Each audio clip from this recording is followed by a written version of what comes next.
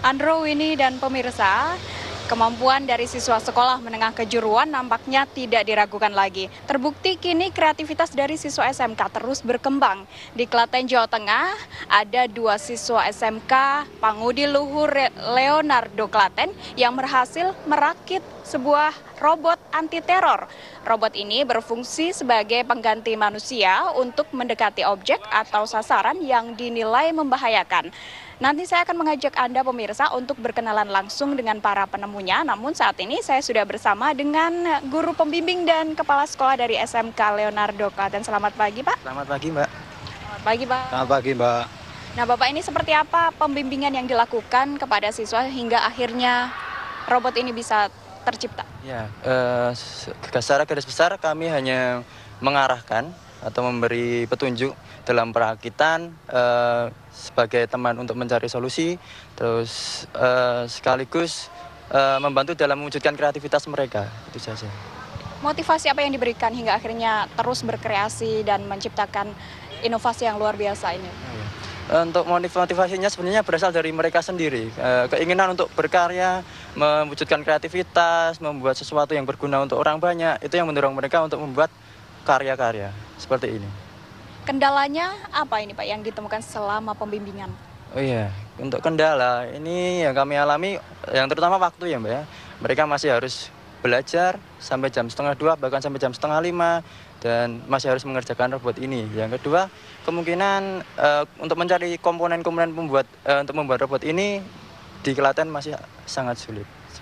Terima kasih, Mas. Nah, saya akan mengajak Anda langsung pemirsa untuk berkenalan dengan dua siswa SMK yang berhasil merakit robot anti teror ini. Selamat pagi, Mas. Mas siapa ini? Nama saya Bernardus Sardiwijakusuma. Dan saya Agur Yakin Mulia. Kami dari kelas 11 Teknik Mekatronika SMK Pangudi Luhur Leonardo Klaten. Mas, ini bisa diceritakan awal ide penciptaan atau perakitan robot ini seperti apa?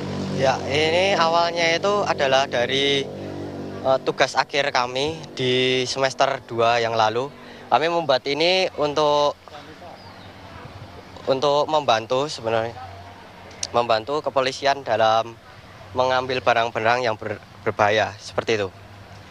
Lalu cara kerjanya seperti apa, Mas, ini robot ini? Ya, cara kerjanya robot ini dikendalikan dengan laptop. Ini berbeda dari generasi yang pertama dan kedua. Untuk yang generasi pertama dan kedua itu adalah mereka robot ini masih menggunakan remote control. Sedangkan robot yang generasi ketiga ini dia sudah dikendalikan menggunakan laptop.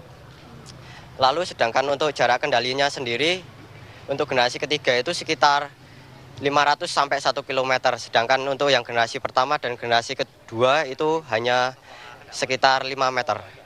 Nah, ini ada action apa ini? Ada benda apa yang ditangkap oleh robot ini, Mas? Ya, ini adalah simulasinya. Jadi di dalam tas itu adalah benda yang berbahaya.